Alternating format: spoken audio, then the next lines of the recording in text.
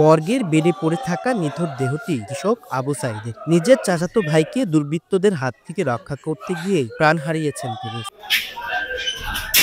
সাভারে জমি নিয়ে বিরোধের জেরে আবু সাইদকে কুপিয়ে হত্যা করেছে স্থানীয় জাকির বাহিনী। এ সময় সন্ত্রাসীদের ধারালো অস্ত্র ও ইটপাটকেলের আঘাতে আহত হয়েছেন আরো অন্তত ১০ জন। আহতদের মধ্যে বাবুল নামের একজনের অবস্থা আশঙ্কাজনক। বৃহস্পতিবার সকালে বিষয়টি নিশ্চিত করেছেন সাভার মডেল থানার ওসি অপারেশন হেলাল উদ্দিন। এই জায়গার মধ্যে আসার পরে ওরা অ্যাটাক করছে।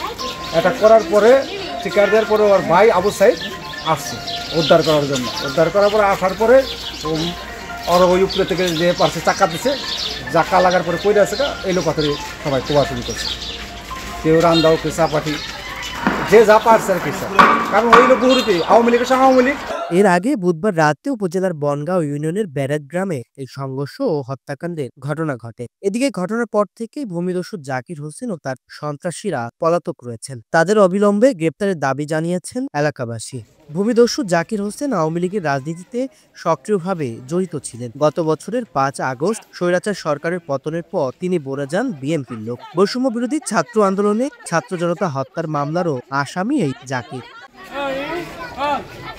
এছাড়াও বিভিন্ন অভিযোগে এই সন্ত্রাসী জাকিরের নামে রয়েছে ডজন খানেক মামলা। এর আগে জমি সংক্রান্ত পূর্বশত্রুতার জেরে রাতে স্থানীয় জাকির হোসেন ও বাবুল বাগবিতণ্ডায় জড়িয়ে পড়েন। এক পর্যায়ে জাকিরের লোকজন বাবুলের চাচাতো ভাই আবু সাইদকে এলোপাথারি কোপানো শুরু করে। আশেপাশের লোকজন বাধা দিতে এগিয়ে আসতে তাদেরও ধারালো অস্ত্র দিয়ে কোপায় জাকির বাহিনীর লোকজন। এই গ্রুপটা দীর্ঘদিন যাবৎ একটা হাউজিং ব্যবসা নিয়ে তাদের সাথে জগেজাতি মানে মাঝামাঝি মাঝে মধ্যে গিয়ে আক্রমণ করে। পরে এই যে ধরে আজকে সন্ধ্যার পর তাদের দলবদ্ধভাবে অস্ত্র সহ জাকির ওই জায়গায় যারা ছিল লোকজন যাকে হত্যা করাইছে তাদের ডাক দিয়ে নিয়ে তাদেরকে মানে কুপাইয়া ইটা দেওয়া হত্যা করেছে। পরে আহতদের দ্রুত উদ্ধার করে এনাম মেডিকেল কলেজ অ্যান্ড হাসপাতালে নিয়ে গেলে কর্তব্যরত চিকিৎসকরা আবু সাইদকে মৃত ঘোষণা করেন। আহত অন্যান্যদের অবস্থাও আশঙ্কাজনক। আমাদের এখানে পেশেন্ট এসেছে টোটাল 9 জন। তার মধ্যে একজন আমরা মৃত অবস্থায় পেয়েছি, মানে আমাদের এখানে আসার আগে সে মৃত ছিল। আমরা শুধু এখানে ইসিজি করার পর ডিক্লেয়ার করে দিয়েছি। বাকি 5 জনকে আমরা ভর্তি দিয়েছি, তার মধ্যে একজন আইসিইউতে গিয়েছে, আর বাকি যে 3 জন আছে তারা ভর্তি হয়নি, শুধু আউটডোর ম্যানেজমেন্ট করে চলে গিয়েছে।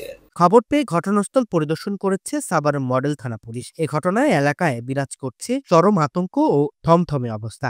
অভিযুক্তদের গ্রেপ্তারে পুলিশের অভিযান অব্যাহত রয়েছে। বাংলা অ্যাফেয়ার্স, রেদন হাসান, সাভার।